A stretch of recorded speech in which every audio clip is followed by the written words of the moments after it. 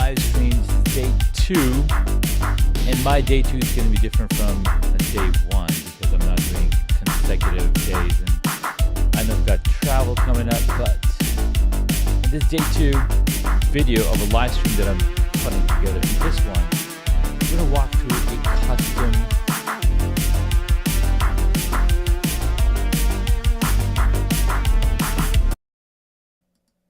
a custom studio build.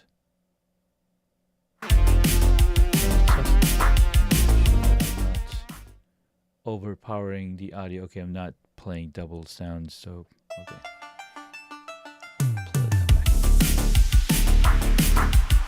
All right, so that was our Reese by Stream Beats. Okay, so in this video, I'm going to be walking through how to build a custom studio. Just walk along with me as I build this custom studio using a powerful app designed for photographers and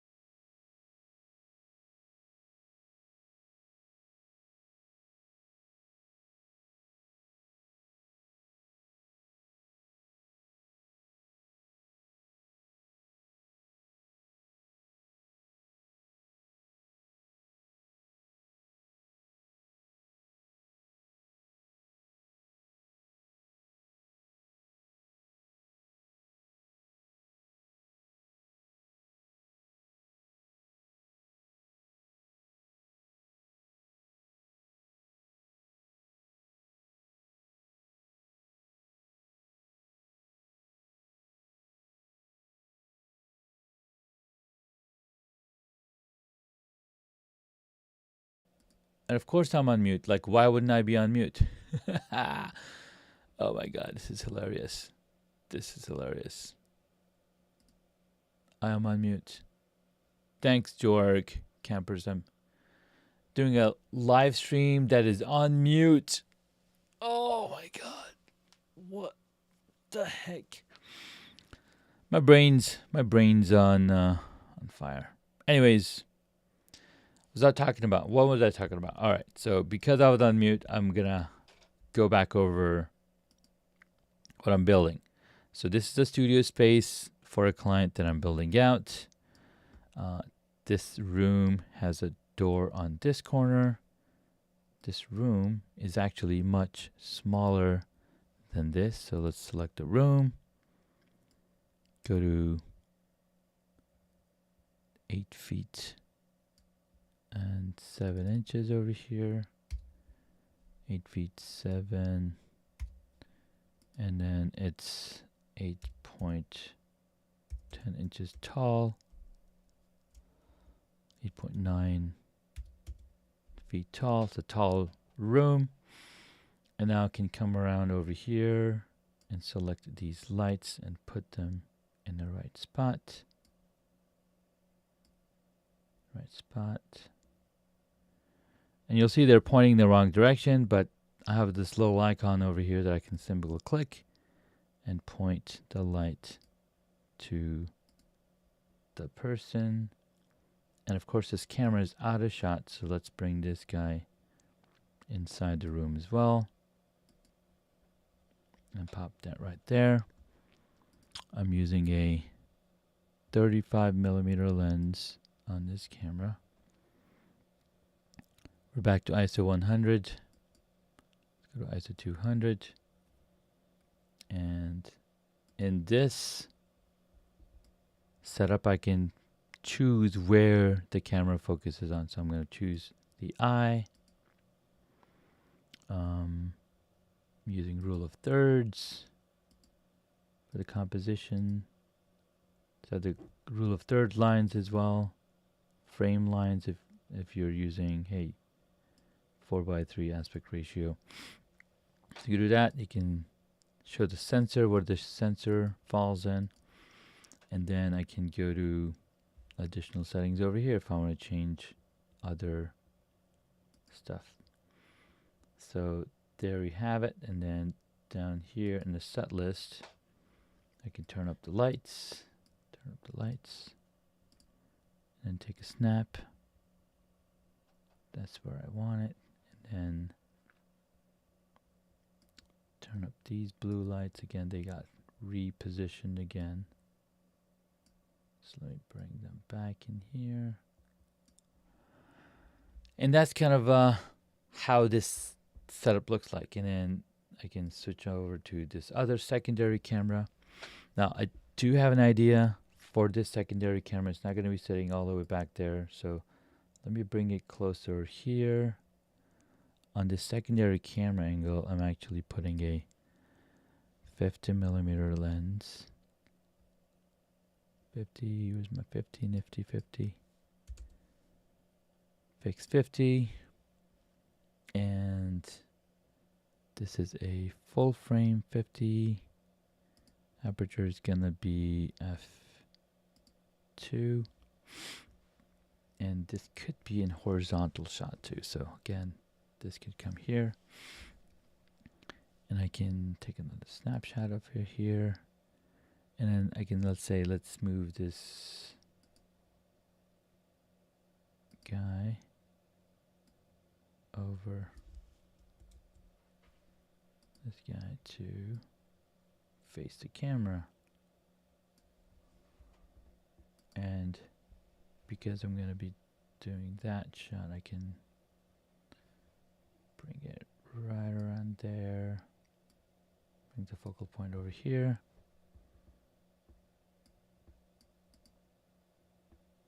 And then I can show more of the shot. Focal point here. And maybe move this camera a little further back. Right.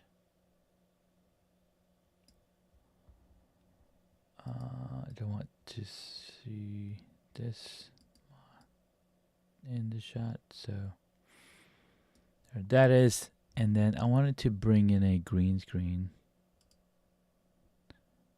And I can simply bring in a picture wall over here. Rotate it. It's too high. I don't know why it's so high. Let's, dude, drop it down. So it's drop down. What's going on?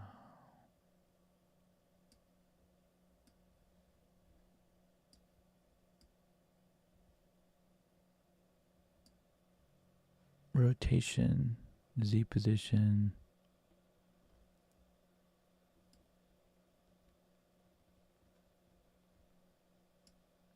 There we go. So now I can bring it down. Essentially, I wanted to experiment what it would look like if there's a green screen behind there, and you can literally put anything on that screen. Could be a white wall, could be this, could be this, could be this, and you can kind of play around with it. So now you have two sets essentially in the same space. Boom, boom. And that could be controlled via software or via hardware, and you have a nice looking setup.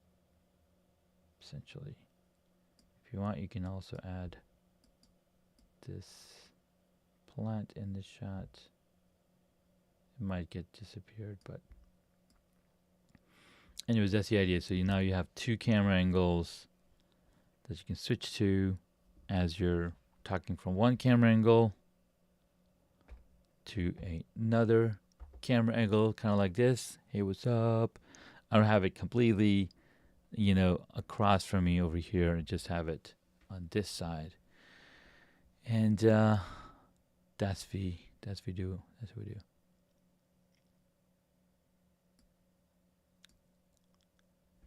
Hey, I got people, my guy. Hey, Brian, thanks, brother. Good to see you. And George says that happened to me. Semi-cam auto-muted if they contain a video. Yeah, there's something weird that I had in this one. I think I was using another audio source because I was playing music, and I was using loopback, and then loopback stopped working, and I'm like auto-muted. So no problem. Love seeing you. And yeah, what Brian says right here, right? How do I do this? What Brian says right here is now you will not regret, because I want to make sure that when you're making a big investment in your space, you're spending $10,000, $20,000, $30,000 in gear. You want to make sure that you're not spending that much money and then try to figure out how everything works. But if you have somebody in your corner that kind of gives you ideas, or has that experience of setting up spaces, because now I can visually see all the stuff, right? Visually see how everything's going to be located, and you still have a plenty of room in this room to do other work, right? So this is 8 by 13. About a show.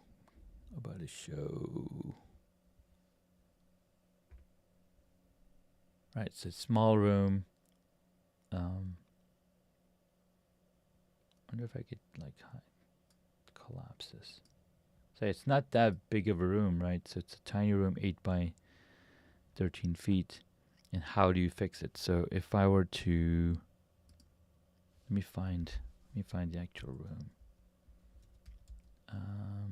Twindo.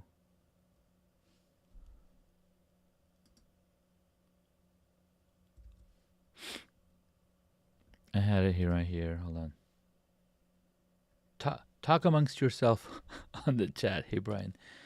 George, thank you so much for letting me know that I was on mute. Recording all this stuff on mute is not fun. So let me do this. Let me switch out to another scene. Preview.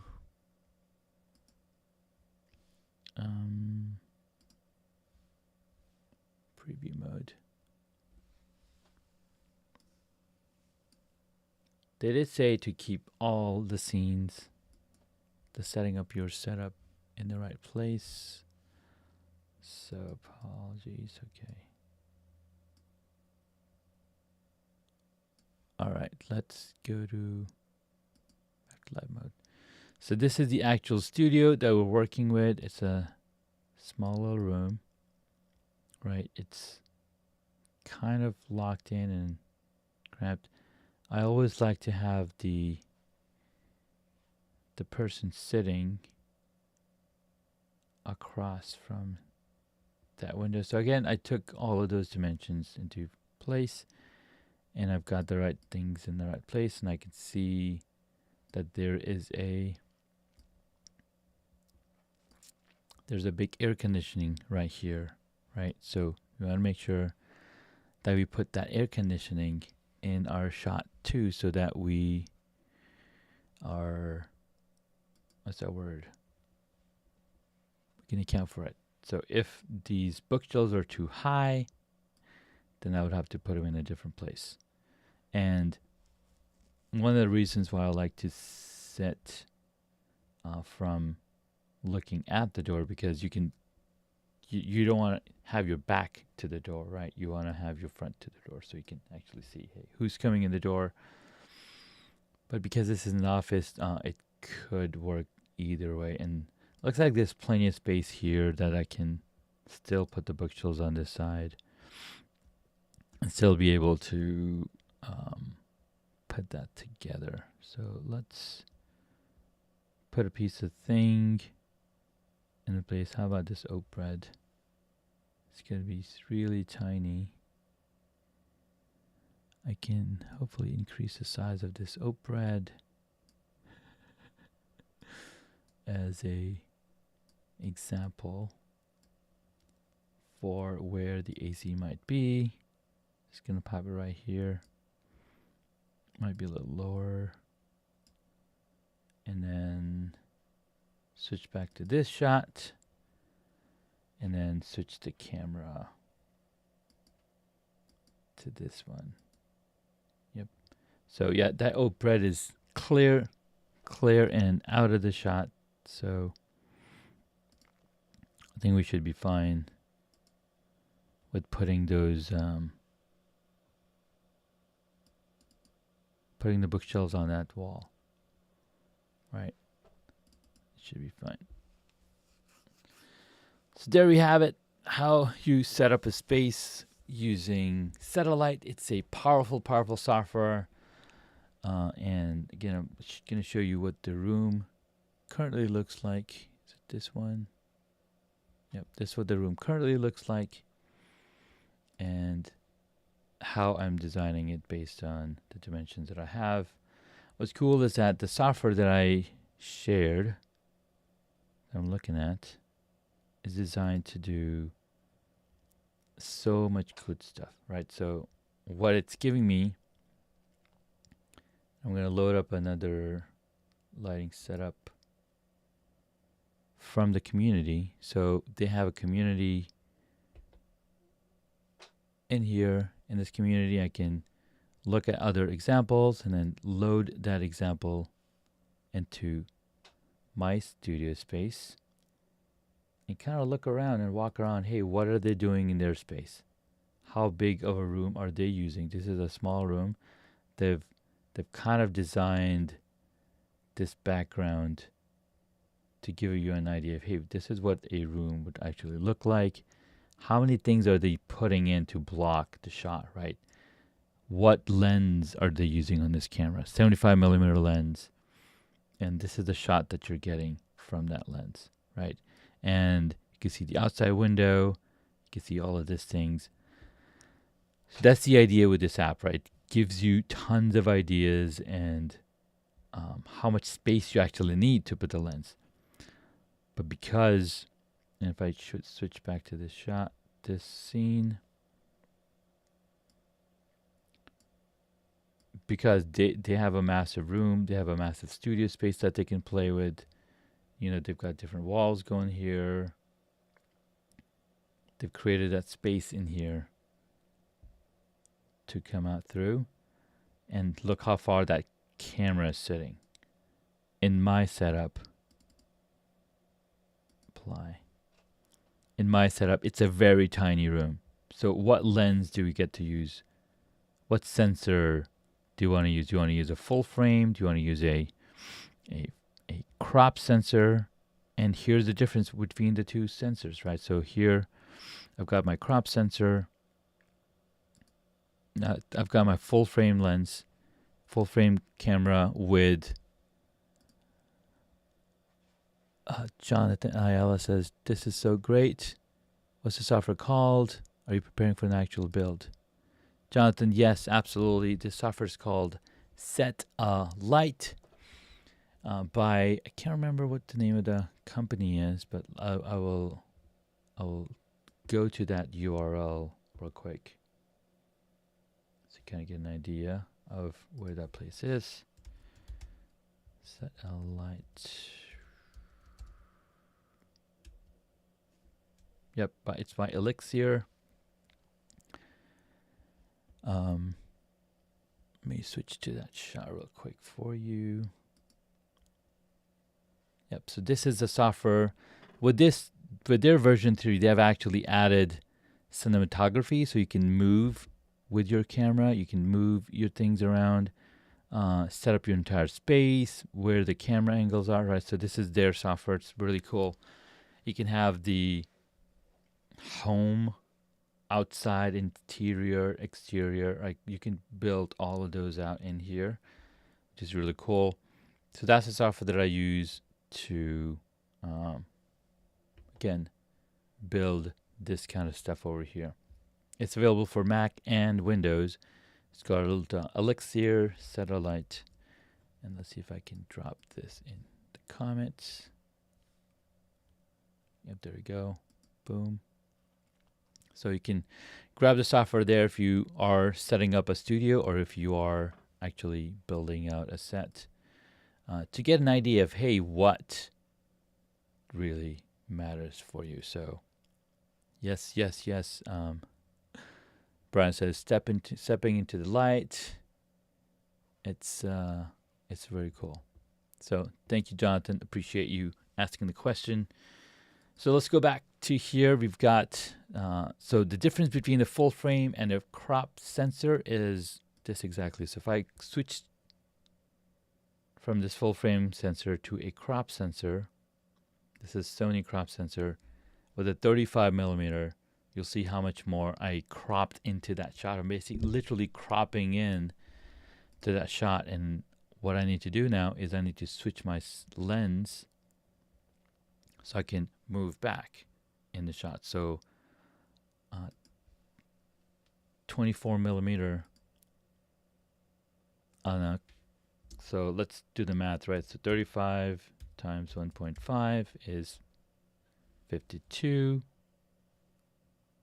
Yeah, it was basically giving me 52, but if I go to 24 times 1.5, 36. So this is very close. A crop sensor with a 24 millimeter lens is going to be similar to a full frame and a 35 millimeter lens. Right, so very similar, just probably a millimeter shy. And then for that millimeter, you can just adjust to be the camera to be closer or further.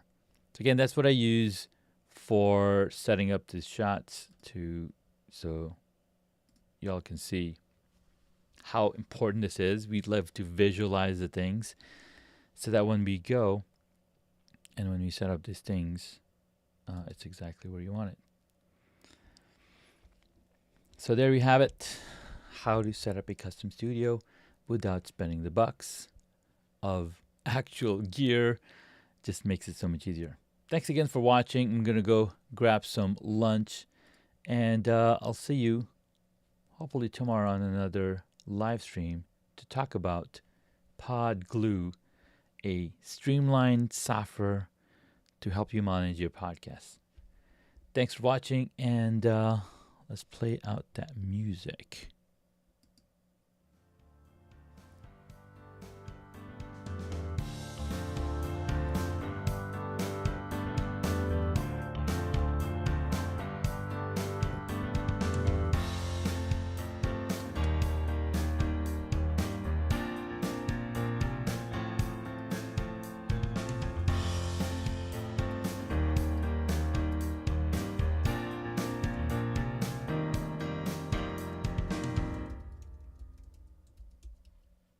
And of course,